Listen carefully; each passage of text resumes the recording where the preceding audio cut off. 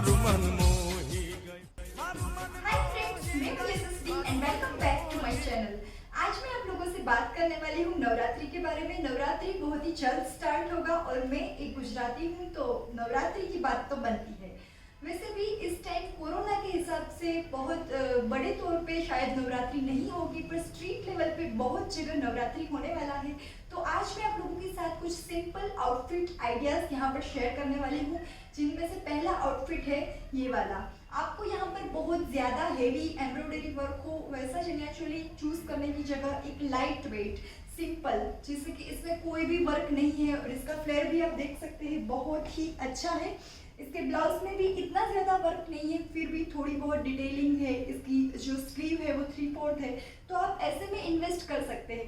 इसके दो फायदे हो गए। एक तो जब भी आप गरबा करेंगे तो आप बहुत ही कंफर्ट लेवल से गरबा कर पाएंगे, और सेकंड जो ऐसे मतलब जिसमें डिज़ाइन नहीं होते हैं ना, उन आउटफिट्स को हम दूसरे आउटफिट के साथ बहुत ही ईजिली मैच कर पाते हैं।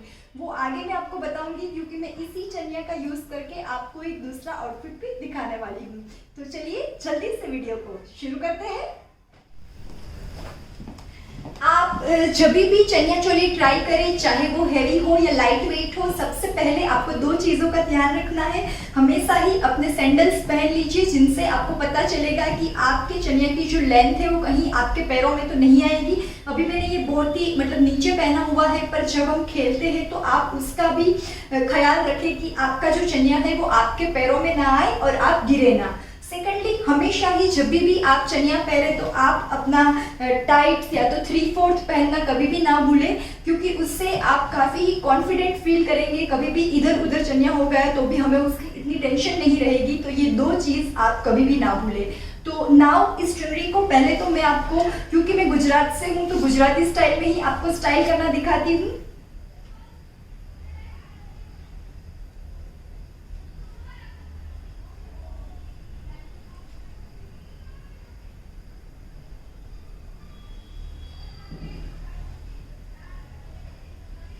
आप यहाँ पर लेंथ जितना चाहे उतना रख सकते हैं।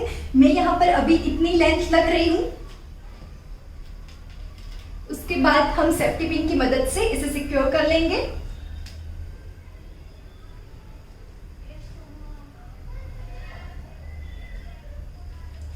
और नाउ ये जो सेकंड जो पोर्शन है उसे आपको यहाँ पर देख लेना है कि ये सही से आ रहा है। उसके बाद एक प्लीट बना के उसे यहाँ वेस्ट के पास टक कर देना है। तो ये हो गया फर्स्ट स्टाइल। अब बहुत सारे लोग इसे ऐसे भी कैरी करते हैं, आप इसे ऐसे भी कैरी कर सकते हैं और यहाँ पर कमर बंद का यूज भी कर सकते हैं। अब बहुत सारी लड़कियां ऐसे कंफर्ट नहीं होती है कि अपना ब्लाउज वगैरह वो एक्सप्लोर करना नहीं चाहती है, तो आप इस पल्लू को एकदम ही गुजराती स्टाइल में, मतलब के यहाँ से चेस्ट के पास से लेते हुए इसे यहाँ पर पीछे की ओर यहाँ पर, तो ये एकदम ही प्रॉपर गुजराती स्टाइल हो गया, मतलब ट्रेडिशनल गुजराती स्टाइल। तो ये दो स्टाइल हो गए और आगे मैं आप लोगों के साथ एक तीसरी स्टाइल भी शेयर करने वाली हूँ। आपको अपने चुनरी को यहाँ पर ऐसे रखना है, और जो लड़कियां अपने मतलब ब्लाउज का जो पोर्शन है उसे पूरा ही एक्सप्लोर करना चाहती है, उसे ढक के रखना नहीं चाहती है, तो ये स्टाइल उन लड़कियों के लिए है। आपको इस चुनरी को ऐसे पीछे ले जाना है, इसे टाइटली बाद में आगे ले आना है और बाद में यहाँ पर इसे आपको टक कर देना है। सो आप देख सकते हैं कि यहाँ पर ये टक हो चुका है and this is the look. आपको यहाँ पर आपका चुनरी का कोई टेंशन नहीं है, आप मतलब इजीली अपने दोनों ही हाथ फ्री करके डांस कर सकते हैं। So this is the third style. तो ये जो ड्रेस है वो बिल्कुल ही एक DIY ड्रेस है, ऐसा आप बोल सकते हैं, क्योंकि ये ड्रेस क्रिएट करने के लिए यहाँ पर मैंने यूज किए हैं दो घाघरा का। ये ऊपर वाला जो घाघरा है वो पहले मैंने आपको पहन के दिखाया था, नीचे पहना था, पर अभी उसे ऊपर की ओर ले लिया है। उसका जो वेस्ट पे एक नाड़ा रहता है उसे मैंने गले के पीछे अटैच कर लिया, तो ऊपर से ये एकदम ही फ्लेयर वाला ड्रेस बन गया। और नीचे मैंने यूज किया है एक दूसरा घाघरा का।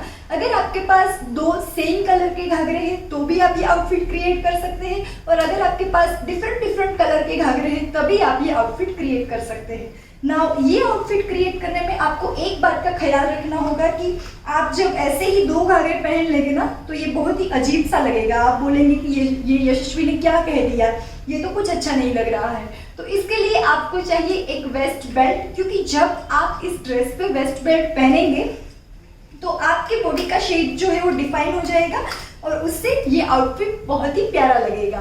तो ये आउटफिट क्रिएट करने के लिए आपको चाहिए कोई भी 2 घाघरे जो आपको कभी भी किसी से भी इजीली अवेलेबल हो सकते हैं और आपके घर में भी होंगे, और एक वेस्ट बेल्ट। लुक को कंप्लीट करने के लिए आप यहाँ पर एक और कोटी का यूज भी कर सकते हैं। अगर नहीं है तो आप ऐसे भी पहन के मतलब अपना गरबा कर सकते हैं। सबको लगेगा कि पता नहीं ये इतना महंगा आउटफिट इसके पास कहाँ से आ गया, पर अब जुगाड़ तो हमें ही पता है कि हमने ये आउटफिट कैसे क्रिएट किया है। तो मेरे पास एक अपना पुरानी कोटी है, मतलब जो कुर्ती के साथ आई थी, वो मैं आपको ट्राई करके दिखाती हूँ और फाइनल लुक आपको बताती हूँ।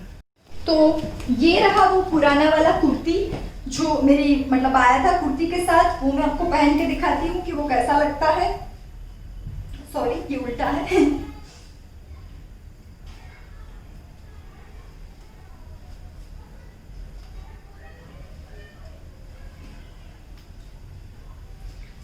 ये है हमारा फाइनल आउटफिट, जिसे पहन के जब आप गरबे करेंगे तो आपकी फ्रेंड आपको जरूर पूछेगी कि ये आउटफिट आखिर तूने कहाँ से लिया। तो अगर आपकी फ्रेंड आपको ऐसा पूछे तो मेरी चैनल को उसे जरूर बताना। चलिए, तो ये तो हो गया हमारा एकदम ही टनाटन नया आउटफिट।